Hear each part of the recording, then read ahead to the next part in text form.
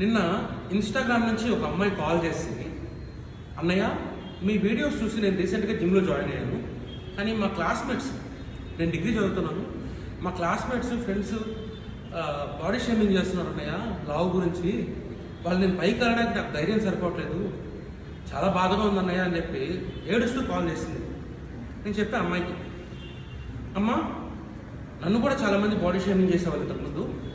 ఇప్పుడు కూడా నేను ఇంత లావు ఉన్నా కూడా ట్రైనర్గా చేస్తుంటే నా బాడీని చూసి నా తోటి ట్రైనర్స్ కానీ కొలీగ్స్ కానీ కొంతమంది నన్ను బాడీ షేమింగ్ చేస్తారమ్మా.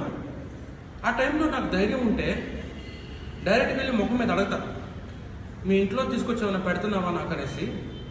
ఒకవేళ ధైర్యం లేకపోతే ఒకటే అనుకుంటాను నా మైండ్లో, ఈ ప్రపంచంలో అతి వ్యర్థమైన పదార్థాలు ఏదైనా ఉందంటే ఒక మనిషిని బాడీ షేమింగ్ చేసేవాళ్ళేనమ్మా.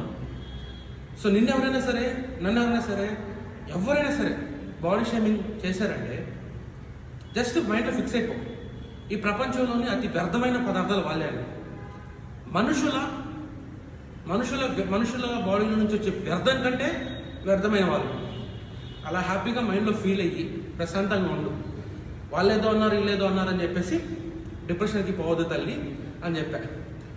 మిమ్మల్ని ఎవరైనా బాడీ షేమింగ్ చేస్తుంటే వాళ్ళకి ఈ వీడియో షేర్ చేయండి, ఓకేనా? Be happy.